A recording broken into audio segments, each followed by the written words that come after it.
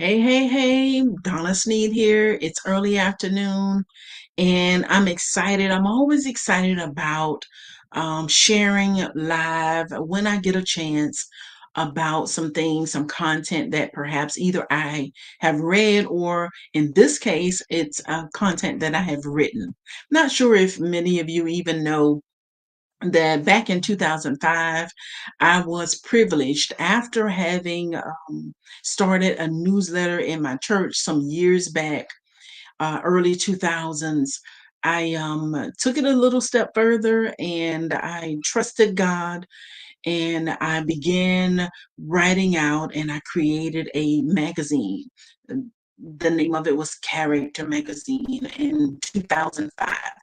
And so with Character Magazine, it grew to where there were many writers and people who were writing me from all across the United States who wanted to, participate and write articles in Character Magazine. I'm so grateful for the privilege to have been able to have subscribers of my magazine. So just to, let some of you who don't really know, I really started writing very early. And then again, 2005, started that magazine, Character Magazine, had subscribers, ran that for about 6 years until about 2011. Well, 2010, I actually published my very first publication, book, Bible study for women in 2010, entitled it was from my Intercessions series at the time, and it was entitled Drop It and Live. And I published that, self-published that on Amazon in 2010, and I was so proud of that. Now, looking back, there are plenty of things that I could have done differently, would have done differently. As a matter of fact, I'm not sure if it's still available on Amazon. I kind of hope it's not because I'm actually going to edit, republish that particular session because there's a lot of things I could have done with the cover of that one, and then in the inside content, I'm changing up, making it a lot bigger, just redoing that one, and I'm going to publish that one again this year, this coming year, Lord willing, 2024. But I'm popping on today because I'm excited about something that I have written, A Girl Get It Done. Some of you may have seen it before.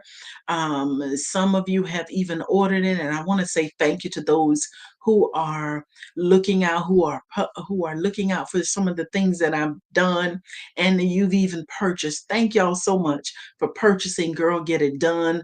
I've given many copies out, and probably will give out more.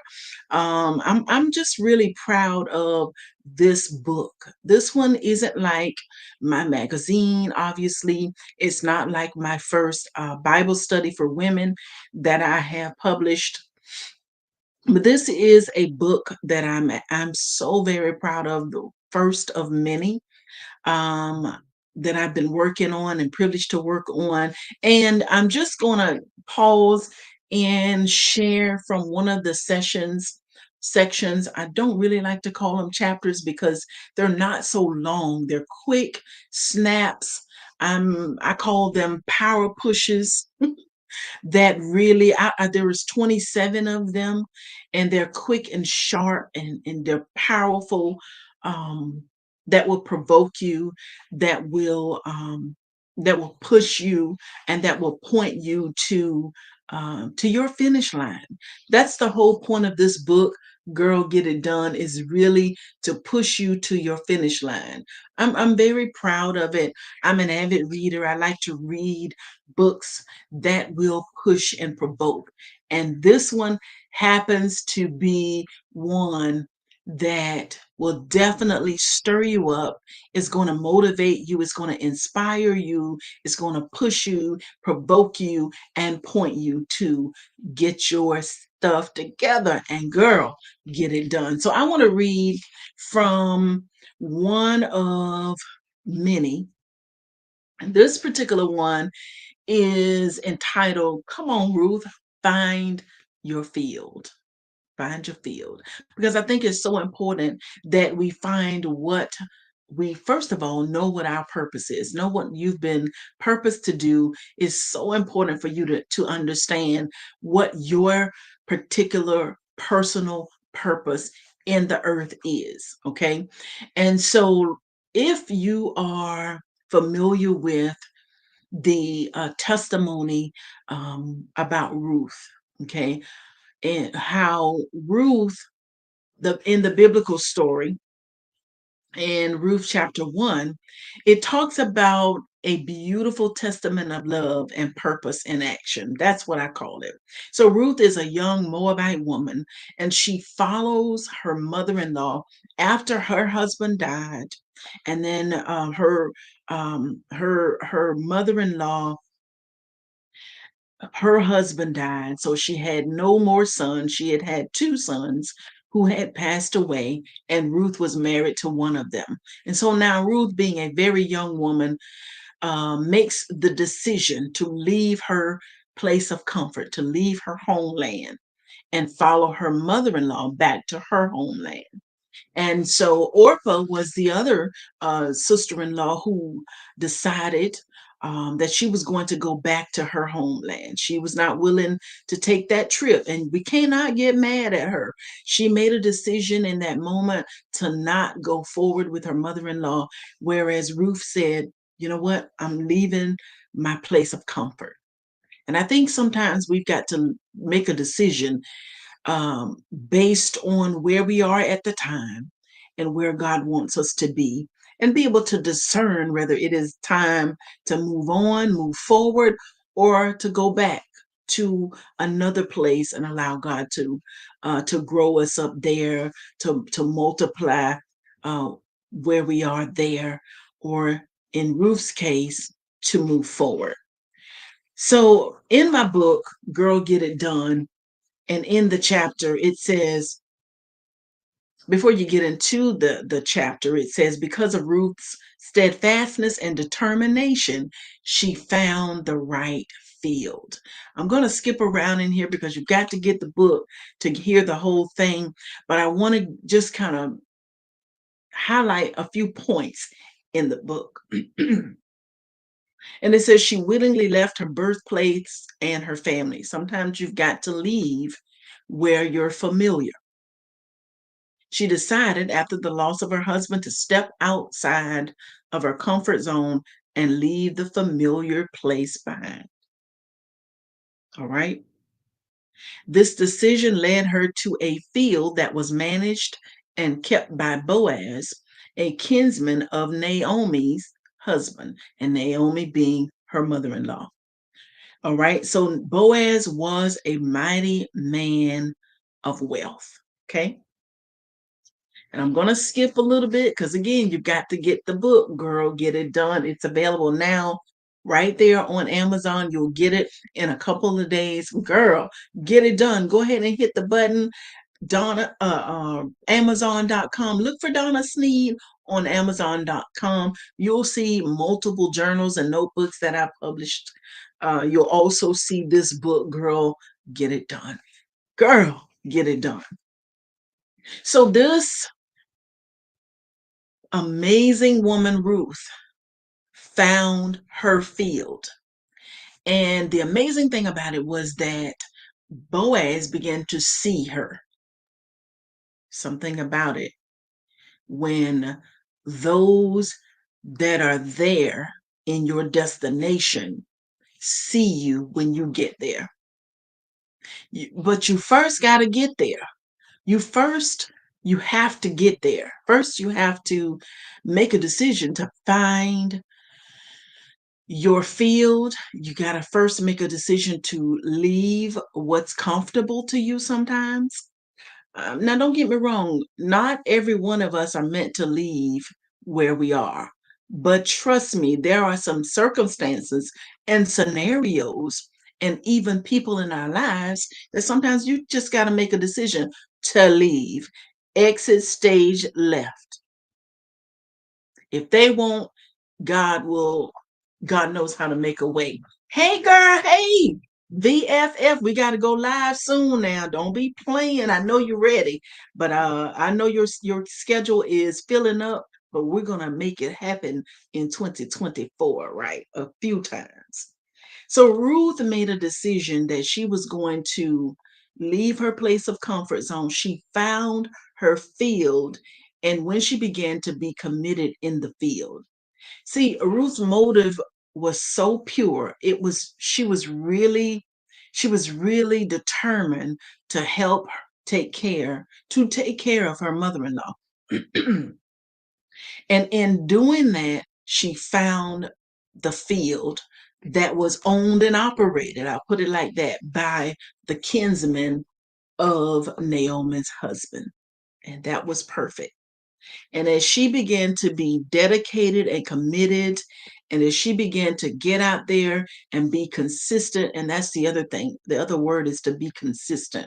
We've got to be consistent, going toward and reaching our destination, finishing the thing, the task, the project, finishing the book, finishing whatever the assignment is, making a determination that, you know what, I'm going forward. I'm not going to stay behind. I'm not going to lag behind the Lord. I'm not going to look at anybody else's lane, but I'm going to get in my space, get in my spot. I'm finding my field this year in 2024. I'm determined that I'm going to find my field, and I'm going to get done what I got to get done. Collaboration. Yeah, we got to collaborate. That means reaching outside of what's familiar to me, reaching beyond what's familiar to you, and allowing God to make the divine connections so that we can get done. Listen, it would not work well if all of us were the same, if all of us did the same thing, if all of us went after the same field, if all of us had the same skills. It would not work the way God wants it to work. All of us got to find out what it is that I'm purposed to do. What is it that where am I gifted at? And then work that field, honey. Work it, girl. Get it done. This will be my focus this season. Yes, finish it. Listen, me too. You and me both. There were some things that I have been working on. This book, Girl Get It Done, literally took me more than a year, about 13, 14, probably 15 months to finish, because along the way, just being transparent, I lost my focus. I was working at the time. There were so many things that was vying for my attention and got my attention that I would put it aside, and then I try to come back to it. And even when I got to it, I couldn't focus because my mind was somewhere else. And there's another chapter in here talking about clear the clutter. You got to get the book to get that one. Clear the clutter, because a lot of times those things, all the things that are piling up in our minds, because some of you are so gifted, you're gifted to do this, that, and the other thing. But what we have to learn how to do is get a balance. Ask God to help us get a balance. Ask God to give us his wisdom so that we'll know what to do with all the things and the creativity that's coming at us. And he'll do it. But in this chapter, come on, Ruth, find your field. I want to encourage you who are listening live, and those who will come on the replay, to find your field, because there is a field that is specifically waiting for you to find it, for you to walk in it, it's been tilled for you, girl. Get it done. It's been tilled for you already. There may even be, get this, there may even be people already working the field. Listen, do not be intimidated, and do not turn back, even if there are people already working the field. It's a setup. And the advancement of it may not happen until you find it. Okay, I know. There's also another chapter in my book that says, talks about stranger danger. That's the topic, because sometimes, and I'm skipping just a little bit, not going to tell you, not going to read the whole thing, but stranger danger means not exactly what you might think it is. But stranger danger in the book, Girl, Get It Done, is talking about you being a stranger to your own success. Y'all, please, please believe you got to get the book, because there are some nuggets in here that I'm in awe when I go back and I read the nuggets, because it blesses me. I'm an avid reader, and I don't just read anything. I don't just buy any book. I buy books that will provoke me, that will push me, that will stir me up. And this is one of them. Even for me, y'all. No kidding. No kidding. Not just trying to sell you something. I'm just saying, you got to get the book. And then you tell me, you tell me whether I'm just talking out the side of my neck or if it really provoke you. One of the things that we've got to be mindful of, because sometimes this happens. There are folks that will tap in, that will look in, and they will not make a comment unless it's criticism. They will not they will not they'd rather make a critical comment, a critical statement, rather than a compliment. And the sad thing about it is we all need compliments. We all need the push. We all long for um the encouragement. And here's what I'm starting to learn. If you want to get your team to do something, if you want to get an organization to move forward, it's best to compliment rather than criticize. And I'm taking it a step further than just not saying nothing at all.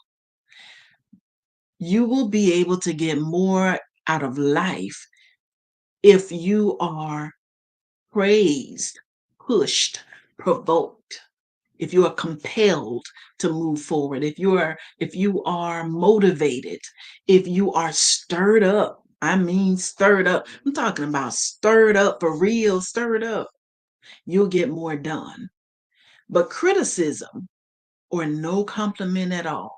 If you go through life and you never compliment anybody, if you go through life and you never push anybody, motivate anybody, the light isn't coming on because when you show up, then it's probably time to do a self check. I'm just saying, you tell me when you get the book whether you were stirred up or not. I'm challenging you. I'm challenging you to share it with somebody in your organization. I'm challenging even those who will get a group together and talk about it. Y'all know Sneed. Sneed did something in there. And Sneed's going to say, no, the Lord. It's the Lord's doing. And it's marvelous in my eyes. But Sneed is provoked when she reads it. I love it. Yes, my goodness, this book is going to bless me so. Putting my order in. I like for the Destiny Walkers Georgia to do this as a group. That's it. I think it. I not think. I know it's going to be a blessing for real. Not just saying it. I'm provoked. So come on, Ruth, find your field. And this is the last thing I'm gonna read. In the book, it says, after you've suffered, God strengthens you. He establishes you. He establishes your footing and prepares you for the next spiritual place or journey. Take this opportunity to pay attention to your surroundings. Oh, I'm getting hot now. Take this opportunity to pay attention to your surroundings. Notice the movement around you and dispel what is contrary to your growth and learning. Refuse and reject what stands in the way of your future. Go after the one, watch this, who owns the field and glean from it. Oh, I got to say this again. Go after the one who owns the field and glean from it. Learn from it. This is the time to work the field in your area of expertise and purpose. I ain't reading no more. You got to get it. Tell me when your schedule will allow this. I will, my girlfriend, my virtual friend forever. Girl, I'm watching you. I'm watching you. You are a leader of leaders, and I'm watching you. I'm watching how you maneuvering through some things. Trust me. I may not be saying much, but guess what? That's how people do. You know how we do. We don't say much, but we're watching. They may not say much, but they're watching, keeping their eye on the prize. I love you, girlfriend. I'll see you soon and we will definitely chat up. Listen, those of you who will watch the replay, thank you so much for joining me live. And those who will watch the replay, hashtag replay me and let me know you've been playing. See y'all later. Girl, get it done. Bye.